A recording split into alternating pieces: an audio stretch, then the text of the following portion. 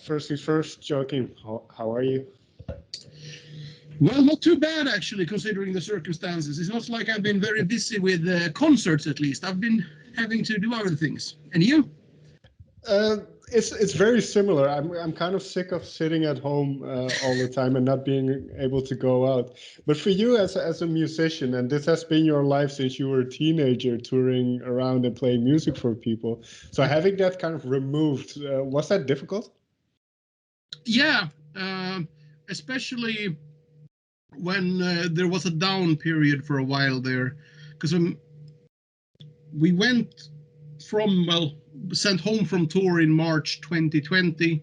We were touring quite a bit longer since we were in Russia, and they didn't do lockdown as early as the rest of Europe. So by the time we got home, we decided to catch up. We all have these things that needs to be done. So we decided to do that, and then I went into songwriting as well, making a new album. And while I was doing that, I didn't feel it that much. But after a while, I'm so used to seeing, band members, crew members. I mean, we do over 100 shows a year. And after a while, that was the weird part, Then we went into the studio, I started seeing more of the band, and that was nice. But the best moment, I think, was July last year when we were rehearsing for the show at Exit Fest in Serbia. To walk into the rehearsal room and, just see everybody again. We rehearsed, and it sounded actually better than we were hoping for, considering we hadn't been on stage for a while. And then, going out for dinner and having beers together. So it's more the camaraderie that you missed as well, just being able to have a bit of fun with your bandmates. Yeah. I mean, in a heavy year, I see more of the band and the crew than I do with my family. So fair enough. And you mentioned writing when everything started off. Now, the previous album, The Great War, was centered around the First World War. Did you know when you were writing those songs that you had enough ideas for another album? Yeah, sort of. I mean, we realized we had ideas, but I don't think we would have done it if it wasn't for, let's say, when we did The Great War, we already knew we were missing topics we wanted to tell. I mean, obviously a lot of important topics, but also stories we wanted to tell, like the Christmas Truce and the story of Harlem Hellfighters. Those are both now on the upcoming War to End All Wars album. But on top of that, making a whole new album with a whole new theme might make the Great War stuff feel not relevant. And we didn't finish that tour. There are still several places on this planet where we never had the chance to tour with that. And that, meaning going to a totally different, era might make those songs feel irrelevant. And we didn't want to do that. And at the same time, during these, from the announcement of the Great War and the release of it and the tour, we got so many emails from friends and fans and books given to us that, let's just say, pardon for my language, but there were a few, how the fuck have we not heard about this moments, And we decided now is the time then to do that, because we can get all the songs we felt like we were missing, or the stories we were missing, in there. That's very interesting, because for you as a songwriter then, and you mentioned those books that you were giving, and I suppose you do a lot of research into the topics that you write about. So can you switch between topics easily, or do you prefer to be in the same kind of headspace for a longer period? I like to be able to switch. I don't like to be forced into one mode of thinking. I know exactly what you mean. But for me, it can be no matter if I'm working on a song, lyrics, or music, sometimes it's good to be able to stay in that and not be forced to switch all the time. But if you've been hammering your head against the wall for long enough, it's good to have the opportunity. I mean, it's still going to be about World War I, but if I'm working on a song that's pretty hard and technical, it's nice to already have started something that's a little bit easier, so you can switch around in between, when working. So I'm not... the first song or two from an album is usually pretty linear work, but the further we get along the album, in the middle of the process, I might be working on 4 or 5 songs at the same time, You mentioned a couple of ideas that you had for this album. One is the Hellfighters. This story, what sparked your interest when you read this story or when you heard about this story? Well, like everything else, like a story of adversity, and yeah, it's always extra cool when you have these unusual circumstances. Also, I gotta add, I mean, if you want a song heavy metal track, there are few better names than are them Hellfighters or Hellfighters, you know? Well, that's very true, yeah. But and what I really like in the music then, because and this has been a thing for the band since the beginning, but there's always a very, how should I put this, a level playing field, so to say. You don't take sides, you just lift out certain things that happen. For instance, there's a song called Stormtroopers, which is about a German type of fighter. So when you delve into these topics, and they always, when you listen to them, they always seem, they don't sound negative, they don't sound judgmental. Is that a kind of a maze you have to go through? Is that difficult to get the songs right? Not really. It's difficult not to have people judge you on the basis of one word in one song or one phrase in one song. That's a tricky balancing act. I mean, we tell stories, and that's the thing that music is sort of traditionally, it comes, people expect there to be a message because of old, a lot it's traditionally done in music. While in movies, it's totally okay to just tell a story, and that's how we are treating it.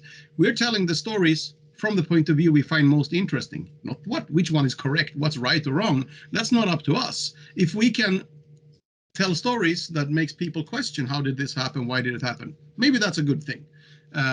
But in general, I mean, if we sing about Nazis, people ask us, are we Nazis? We've sung about those and most of the other usual suspects, you know, over military history. However, nobody's going to ask Steven Spielberg if he's a Nazi just because he made the movie Schindler's List. That's right, yeah. In that sense then, because and especially with something like the First World War or the Second World War, there's so much information available about it, and even within those little stories that you have on the album, there's so much information, and there have been books written about those things, and you have about 3 to 4 minutes to kind of condense that whole story in there. What is that process for you? Is that very, very taxing on you? Well, yes. I mean, every time you feel like, no matter if we're talking about a whole album, for every song or every story we choose to tell, that means we're choosing 100 stories not to tell. For every word we put in our lyrics, it feels like, how are we covering, well, this event or battle that took place over weeks or months in 3.5 minutes? It's not really possible. But in a sense, we've come to terms with that, and it's becoming easier now because we have, well, on YouTube, we have the Sabaton History channel, where we can sort of give fans or listeners, whatever you want to call it, anyone who's also interested in history, a bit of a deeper dive in the history around the conflict or battle we sing about, or even sometimes the person. So we have come to terms with the fact that we cannot be more than the trailer of the story. You know, if you're liking a movie and the event or the story is the movie, our music can only be the trailer that gets you interested into it. You know, hopefully you're gonna like it as, you know, a piece of heavy metal as well. But as far as the story is concerned, we cannot develop things that much, unless if we were doing 20-minute songs. But then people wouldn't listen. Well, there's one thing I thought about this morning, and I don't know how relevant it is for this particular album or the First World War, but the things that you talk about and the stories that you tell, have you ever met people that were in those, that experienced those moments? Yeah, a couple of times actually. Warsaw Uprising that we sing about in the song Uprising, we met a few survivors. I mean, obviously non World War I related for this album. They're dead, all of them. But we met a couple of years ago a guy called Jose Maria. We have on the Heroes album, we have a song called Smoking Snakes, and he was with the Brazilian Expeditionary Force. And we met a few more, but he was fun because he came backstage in Juiz de Fora, outside of, not too far from Rio de Janeiro in Brazil. And somebody has knocked on the door. Is somebody here to see you? And we were like, that's weird. Okay, we don't know anyone around here. And this really old, I don't know, 80, 90 something, 80s, 90s. I mean, I guess he must be over 90 by now, at least. Maybe in his late 80s by then. But yeah, it turns out we sing about these three, well, the whole Brazilian expeditionary sport, but especially those three who stayed behind, and they were old, childhood friends of his, because he came from the same village, and he was there when we sing about the Brazilian expeditionary force. He was there fighting, and we're talking a little bit about it, and he sees our drummer Hannes, who's really tall, is like, "I'd kill you first," Like, what? Why? I like, yeah, you're tall, you'd be the first target, and he was a sniper, pretty much. Sharpshooter, I guess they were called back then. And then it was time for us to enter the stage, and we said, "Thank you for coming. It was really nice to meet you." I mean, even we took selfies at that point. And we told him, like, "Yeah, hope to see you again sometime." And he said, "Yeah, you can have a beer after the show or something." I'm like, "Are you staying for the show?" It's like, it's a Brazilian metal crowd. It's pretty rough out there. And his answer was, "I survived the Nazis. I think I can handle this, Fair enough. But with things like that, and obviously a lot of these stories are very, they delve into kind of the nature of mankind and our human behavior on this earth, the way we treat each other, the way, I mean, incredible stuff like courage, but also the darker sides of humanity. Does it ever get close to you, or does it ever kind of emotionally affect you? Yeah. Whenever diving into a new topic, I mean, meeting the people, speaking to them can be really hard sometimes, depending on what they went through and the stories they tell. Really emotional at certain times. Met a woman who fought in the Warsaw Uprising called Anna in Poland. And she turned out that after the war, she had gone to Sweden and she married a Swedish guy. So she lived in Sweden up until 2006 or something like that, And then her husband died, so she moved back to Poland. So to sit there and talk with her in Swedish, perfect Swedish, and her speaking of her experiences during the Warsaw Uprising, that was brutal. And also, yeah, sometimes, I mean, the Great War is a pretty dark conflict. I mean, all conflicts are dark, but that one somehow seems, darker than most. The birth of industrialized machines of death, almost. Right. And yeah, when I was doing a lot of the basic research for the album before the upcoming one, The Great War, that's when the first time I really dove into World War I for real. I mean, obviously I've been studying events. We've been singing about these things before, but now we were doing a themed album on the First World War. So I did a bit of extra research, and that was pretty dark and not a nice place to be. However, after being in that for a while, you get numb to it. So it was easier this time around because you've already been shocked by the horror and everything. Right. Yeah, I had a similar thing when They Shall Not Grow Old, the documentary by Peter Jackson. I watched that one, and that really puts the brutal nature of that particular conflict to the forefront. At least it did for me, because you hear a lot about the Second World War, less so about the First World War. And then again, the stories that you pick out, those aren't the obvious stories that everybody knows. For instance, Lady of the Dark, I thought that was an incredible story. I never heard about it. And especially in Europe, I think, and maybe this is different in Sweden, but we never hear about the Balkan theater of war. Not every country has its own history. I mean, and I think that's a normal thing and a healthy thing. I mean, everybody, what I studied in school is a lot of stuff you would never have heard about. I mean, it's not like culturally or distance-wise, Scandinavia and the Netherlands are far away from each other. And, in many ways, very similar, also in humor and, culture and everything.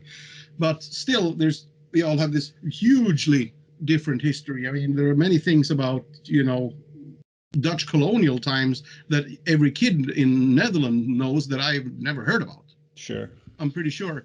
But when it comes to the Balkans, and especially Eastern Europe, there's a second thing also, which has a bit of political consequences, if you will, that after the Iron Curtain came down after the Second World War, a lot of these, national heroes or stories, they weren't told in the same way. There wasn't a Hollywood movie machine And sometimes their own history, the heroes of the Warsaw Uprising, I mean, Witold Pilecki was killed as a traitor, you know, because he would have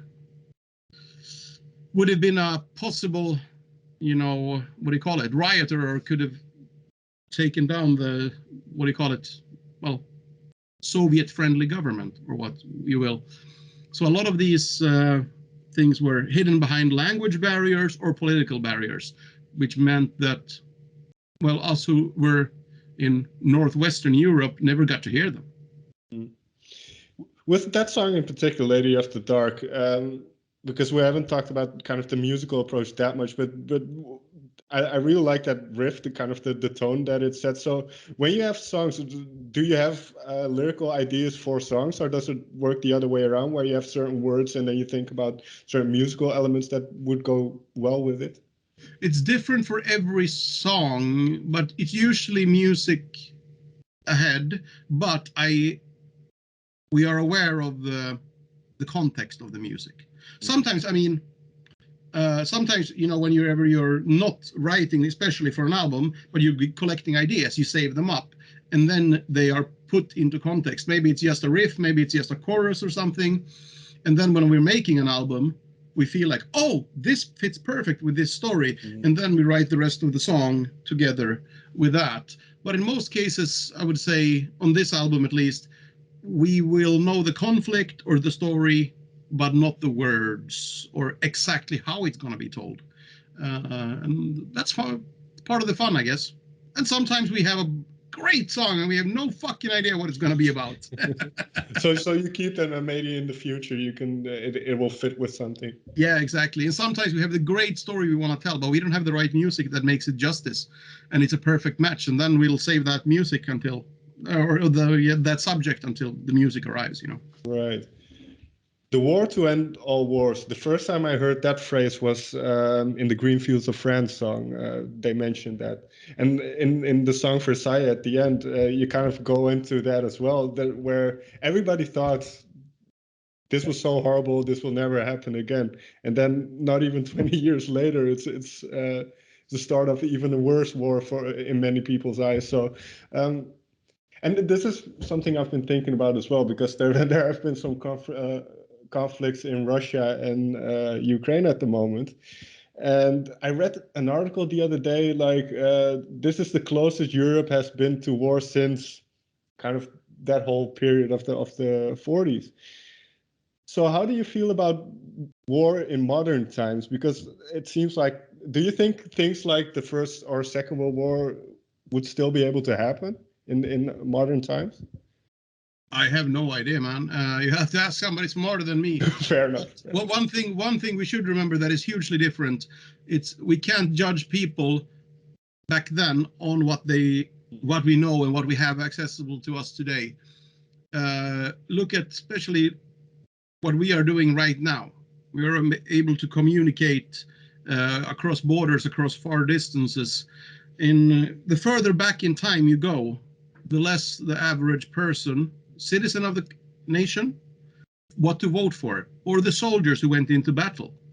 All they knew was what their commanders told them, or what their sometimes dictator, sometimes king, sometimes chosen elected representative told them. And in many cases, they own the media as well.